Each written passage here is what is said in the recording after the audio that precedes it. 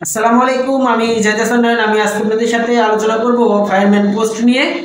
যারা আগুন নিভানোর জন্য কাজ করেন মূলত তাদেরকেই আমরা ফায়ারম্যান বলে থাকি।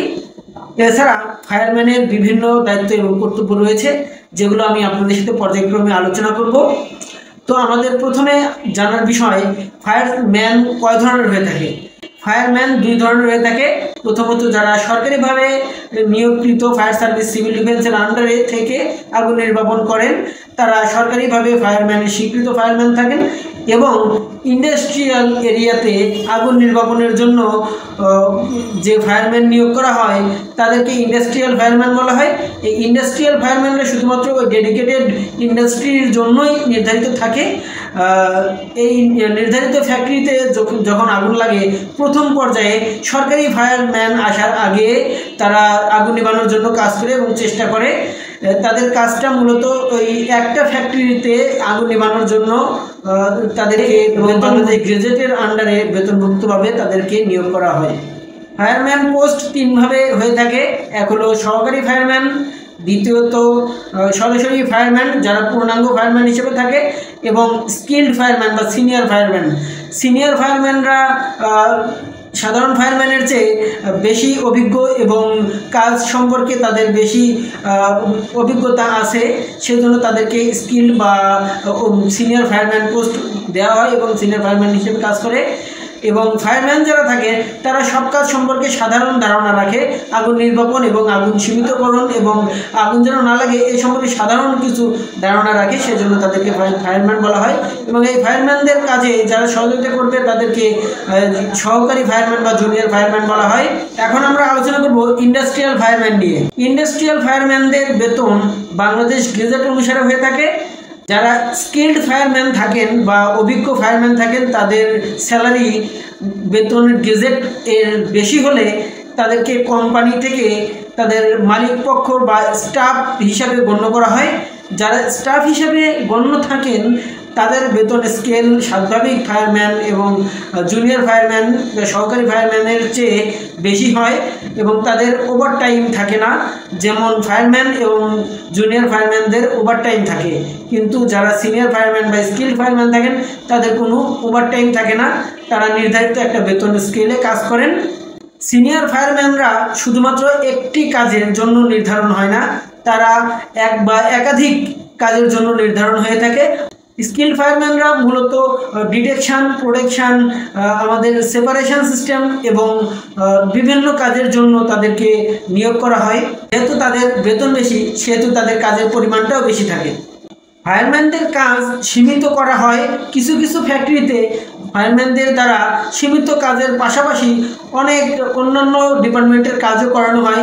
সেক্ষেত্রে চাকরি নেওয়ার পূর্বে এই জিনিসটা কনফার্ম হয়ে জয়েন করা, কাজ শুরু করা ভালো, যে আসলে তাদের ডেডিকেটেড শুধুমাত্র ফায়ার সেফটি ডিপার্টমেন্টের কাজই করতে হবে না অন্য ডিপার্টমেন্টের কাজও করতে হবে, সেই বিষয়ে কনফার্ম হয়ে চাকরি নেওয়াই ভালো। অ্যাসিস্ট্যান্ট ফায়ারম্যান হিসাবে বা সহকারী ফায়ারম্যান বা জুনিয়র ফায়ারম্যান হিসাবে যারা কাজ করবেন তাদেরকে অবশ্যই সব কাজের জন্য দক্ষতা অর্জন করতে হবে, যেন প্রত্যেকটা কাজ তাদের নিখুঁতভাবে করা যায়। এবং তাদের যারা সিনিয়র থাকবেন ফায়ারম্যান বা সিনিয়র ফায়ারম্যান অথবা সুপারভাইজার যিনি থাকবেন তার মাধ্যমে সম্পূর্ণ কাজটাকে নিজের হাতে করে ভালোভাবে বুঝে নেওয়াই প্রয়োজন।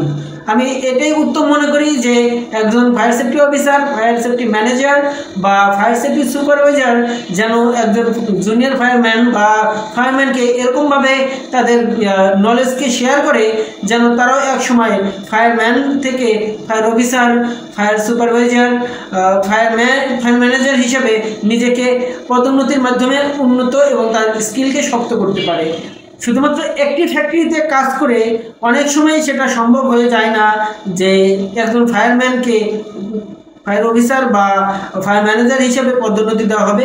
সেক্ষেত্রে আমি মনে করি ফায়ার সেফটি ডিপার্টমেন্টে 3 বছর পর পর তার কর্মবিরতি দিয়ে অন্য একটা ফ্যাক্টরিতে নতুন একটা জায়গায় কর্ম শুরু করার জন্য আমি তাকে অবশ্যই পরামর্শ দিব যে আপনি 3 বছরের অধিক একটা ফ্যাক্টরিতে কোনো সময় দেওয়া আমি উত্তম বলে মনে করি না।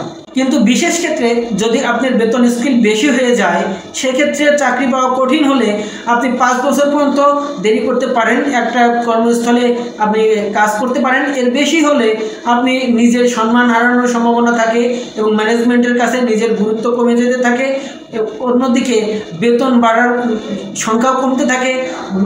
আর প্রথমে যে পরিমাণে বেতন আপনার বৃদ্ধি হতো, পরবর্তীতে সেই পরিমাণ বেতন বৃদ্ধি হবে না। যারা ফায়ারম্যান হিসেবে কাজ করেন তাদের কাজ মূলত ফায়ার এক্সটিংগুইশার এবং ফায়ার কন্ট্রোল প্যানেল এবং ফায়ার পাম্প এই তিনটাকে সঠিকভাবে পরিচালনা করা। ফায়ার ডিটেকশন সিস্টেমে কোনো ফল্ট আসলে বা কোনো ট্রাভেল আসলে বা কোনো ফায়ার অ্যালার্ম সিগন্যাল আসলে সেটাকে ভিজিট করা এবং সেখান থেকে ডিভাইসটাকে পুনরায় পরিষ্কার করে পুনরায় স্থাপন করা। এবং এছাড়া ফায়ার পাম্পকে প্রত্যেক সপ্তাহে পরিচালনা করে তার কী ত্রুটি আছে সেটা আইডেন্টিফাই করার চেষ্টা করা। প্রয়োজনে ফায়ার সুপারভাইজার বা ফায়ার অফিসার বা ফায়ার ম্যানেজারের সাহায্য নেওয়া যেতে পারে। ফায়ার ডোর সম্পর্কে ভালো ধারণা থাকতে হবে। ফায়ার ডোর মেরামতের কাজের জন্য সুপারভাইজার বা ফায়ার অফিসারের সাহায্য নেওয়া যেতে পারে। ফায়ার ডোরের কাজ সম্পর্কে সঠিক ধারণা গ্রহণের জন্য ফায়ার অফিসারের সাথে সম্পূর্ণ কাজটাকে ফায়ারম্যান নিজের হাতে করবে এবং কোনো ত্রুটি হলে ফায়ার অফিসার বা ফায়ার সুপারভাইজার সেটা দেখিয়ে দিবে। যেখানে ডেডিকেটেড ফায়ার ডোরের জন্য টেকনিশিয়ান নিয়োগ করা আছে, সেখানে ফায়ার টেকনিশিয়ান ফায়ারম্যানদের সাথে সমন্বয় করে সে কাজটা সম্পূর্ণ করবে।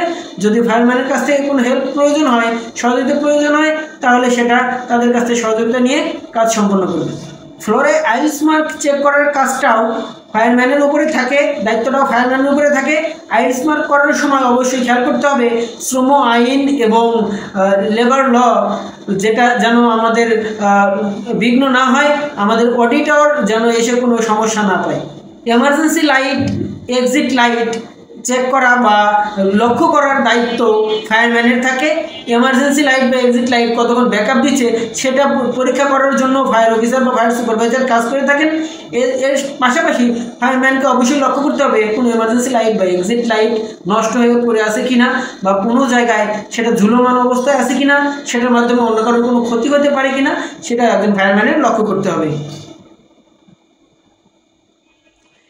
এছাড়া ফ্লোর ভিজিটের সময় একজন ফায়ারম্যানের অবশ্যই লক্ষ্য করতে হবে কোন জায়গা থেকে অগ্নিকাণ্ডের সম্ভাবনা আছে এবং যেখানে অগ্নিকাণ্ডের সম্ভাবনা আছে সেই জায়গাটি চিহ্নিত করে সেটার একটা পিকটোরিয়াল এভিডেন্স বা ছবি উঠানোর মাধ্যমে ফায়ার অফিসারকে অবশ্যই সেটা অবহিত করতে হবে এবং ফায়ার অফিসার তার ঊর্ধ্বতন কর্মকর্তা সহ সকলকে ইনফর্ম করে সেই কাজটা সঠিকভাবে যেন অগ্নি নিরাপত্তার বিষয়টি নিশ্চিত করা যায় সেই বিষয়ে কাজ করবে।